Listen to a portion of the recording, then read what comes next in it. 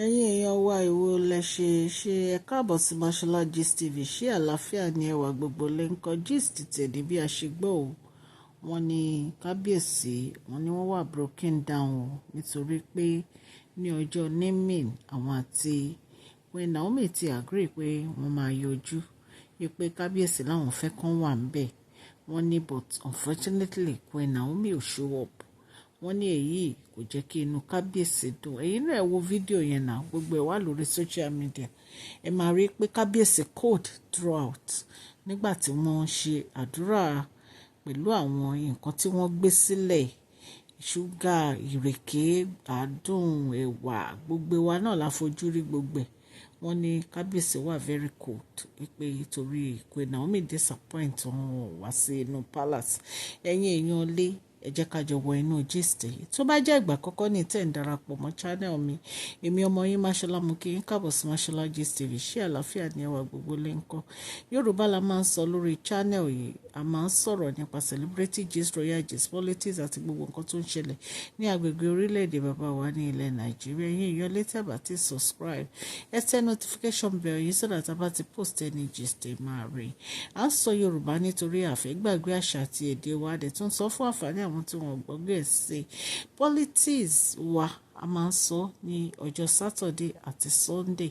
A dẹ̀ máa ń sọ̀rọ̀ nípa royal gist àti celebrity gist láti Monday títí di Friday. Ẹ̀yin èèyàn lè àǹṣe advertisement lọ́lọ́kan òjọ̀kan lórí channel yẹ kàn sí wa nítorí pé ní ìparí oṣù a máa mú àwọn advert wá fún yín lọ́lọ́kan òjọ̀kan. Owó pọ́kú ló bá dé. Ẹ kàn sí wa ní masholagist.tv@gmail.com lẹ́ẹ̀kan sí masholagist.tv@gmail.com. Ẹ̀yin èèyàn lè bí a ṣe gbọ́, ẹ̀yin náà rí kábíyèsí bí wọ́n ṣe wà cold ní ọjọ́ naming àwọn ìbejì nítorí pé Queen Naomi disappoint kábíyèsí, wọn ò yọjú. Kí ni ìdí tí Queen Naomi ò fi yọjú? Àmọ́ ṣùgbọ́n ẹlẹ́ran ara ní gbogbo wa.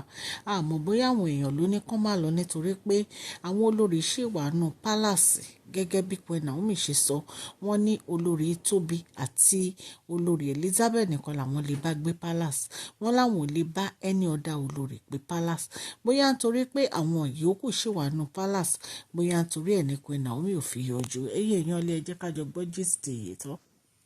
Ẹ̀yin èèyàn lé bí a ṣe gbọ́ wọn ní kábíyèsí àwọn àti Queen Naomi ti jọ sọ̀rọ̀ yìí tẹ́lẹ̀ pé Queen Naomi dẹ̀ ti agree fún kábíyèsí pé àwọn máa yọjú sí naming ní palace ní Ilé Ifẹ̀. Wọ́n ní ṣùgbọ́n ó ya kábíyèsí lẹ́nu nígbà tí Queen Naomi ò wá wípé ìbànújẹ́ ló jẹ́ fún kábíyèsí pé wọn ò rí Queen Naomi ní ibi naming yìí. Wọ́n ní wọ́n dẹ̀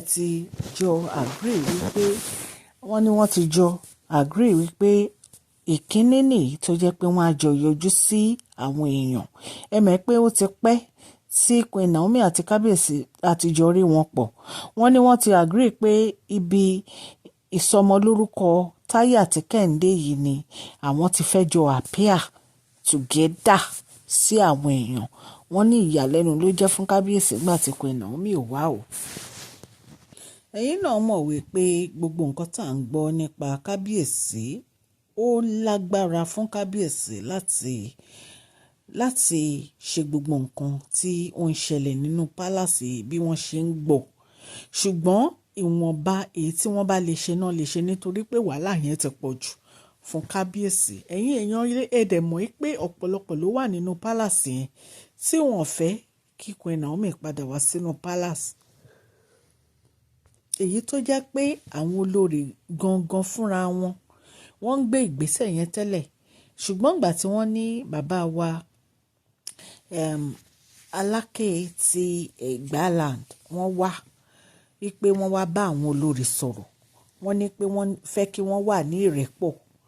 Lóòótọ́ a rí àwọn ìgbésẹ̀ tí wọ́n ní kán gbé wípé kí wọ́n lọ bá Queen Naomi, kí wọ́n lọ tọrọ àforíjì lọ́dọ̀ Queen Naomi. Ṣùgbọ́n nǹkan tí Queen Naomi ò fi wá sínú palace a lè sọ fún yín, a lè mọ̀.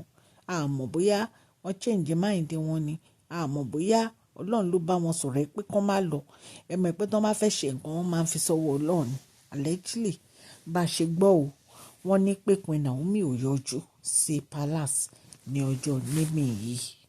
bí a ṣe gbọ́ o wọ́n ní kábíyèsí ti máa ń Queen Naomi discuss nípa ọ̀rọ̀ yìí wọ́n ní nǹkan tó máa wọ̀ gan kábíyèsí ti ṣe preparation fún un wọ́n ní kábíyèsí ti bá àwọn èèyàn tó wà láràáǹdọ̀ wọn sọ̀rọ̀ ẹ́ pé àwọn fẹ́ kí Queen Naomi wà ń bẹ̀ kó jókòó gẹ́gẹ́ bí olórí queen sí ìvẹ́ǹtì yìí wọ́n ní ó ya kábíyèsí lẹ́nu nígbà tí Queen Naomi ò show up.